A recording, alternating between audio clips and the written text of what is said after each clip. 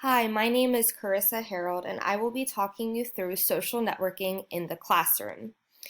I decided to choose this topic because it is becoming more and more popular as teachers are going to be using and incorporating social media that's typically used for personal use for something in education. So to begin, I'm going to go over a little bit of an introduction about social networking in the classroom. Starting off with a general summary, the definition of social networking is using technology, websites, or applications to connect and interact with others. Often this is done for a particular purpose. So some examples include Instagrams and blogs. This is where people can share their own personal ideas and pictures, post, or writing. Facebook is a great way to keep in contact with family and friends to see what they're doing by looking at updated statuses and pictures. LinkedIn is an example for career-based and business use for social media and networking.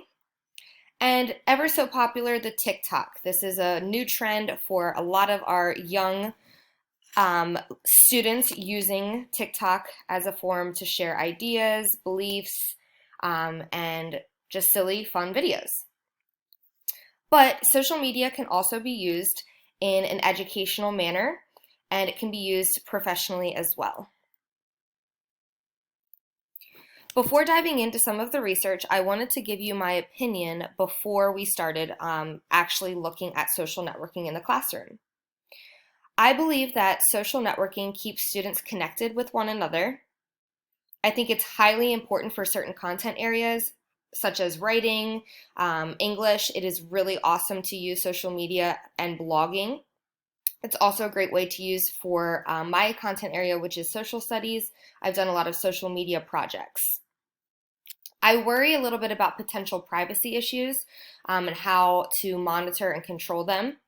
And I also worry that students are getting a little bit too much exposure to social media.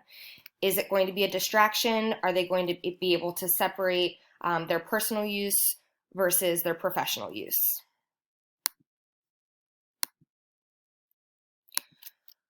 So to begin, you can see here in this image, these are some of the main popular social medias that are being used by our students. Let's look at ways to use it in the classroom. Students can use social media and social networking for collaboration and connectivity.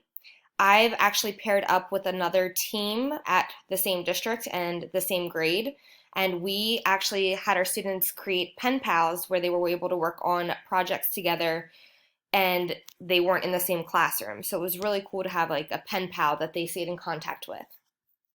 Social media can also be used to preview examples in other work, and it increases a lot of learning skills. This is very, very important.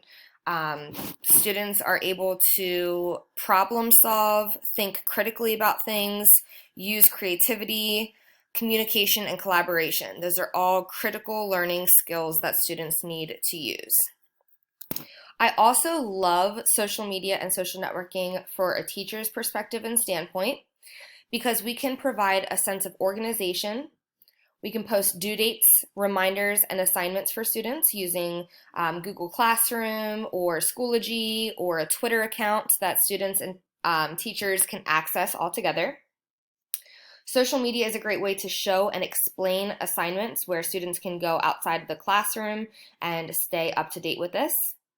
We can also share lesson recaps and review for students who might need some extra time or help with a particular content area. And I've also used social media and social networking for a question board, just as a general kind of common area where students can go if they have any questions. This is a great way to build community, creating a social media or social network for your class, content area, school, or whatever it might be. Some particular examples are Edmodo. This is a central hub for student accessibility. This is a great tool. They have something called SubHub where absent students are able to go see what they missed if they are not in school that day. And it's also great for teachers to communicate from home. This is a really, really cool way to stay active and involved with your student learning. There's also some role-playing assessments and assignments that you can use on Edmodo. I've also used Edmodo to connect to other classes, and you can do this by connecting to the Edmodo group. There's something called back channel discussions, which is a great way for students to interact with one another. And overall, Edmodo is an enclosed community for individual classes, but you can share the classes together and link them through Edmodo group. I've heard of many English teachers using Blogger. This is a common place to share reflections to content. They could have book reports or summaries or just simply keep a journal on Blogger. It is very easy to navigate and very accessible to use. There are ways to set up the privacy settings, but teachers have to kind of tinker with this and make sure the privacy settings align with what they're wanting to do, so that way students aren't accessing other blogs or inappropriate blogs. And it is a great way to communicate when remote. So it's kind of like a journal that the teachers can access. I use Google Plus and Schoology on a daily basis. Schoology is the main hub that I use. This is crucial for teacher to student communication. I can post updates, reminders, and various assignments and due dates on Schoology. We can access and share common content. Students can post their own responses to discussions. Student sharing is simple with Google. I love that they can share Google Slides together and have access to that. And I also love the feature where you can monitor who's contributing what to Google and who is editing what, so you can see actual student participation. Benefits of social media. Social networking allows students to connect, collaborate with other students and peers using technology tools. Connectivity is key. I love that students can connect and engage anytime, anywhere. So whether this be from home, we had to obviously use this for COVID-19. It was a very, very challenging time, but using social networking and social media was a great way to connect students anywhere, even from home. The connectivity goes beyond just the classroom and sitting in that small class. You can even access global communication beyond the district and more. So you could connect with other classes, other districts, or even other countries, which is just a great way to really broaden the student's horizon. I also think social networking is a great way for students to build on their technology skills. It improves digital citizenship skills, prepares them for the future, since a lot of jobs and future ideas deal with technology. Students are also held accountable for their responsibility with the tech, so it's not like a just free-for-all, you do whatever you want on social media. They can actually see and learn from the teachers, a great way to model and use social networking. And it relates to 21st century learners, so students tend to be a little bit more interested and engaged when you're using social networking since they're already so used to it.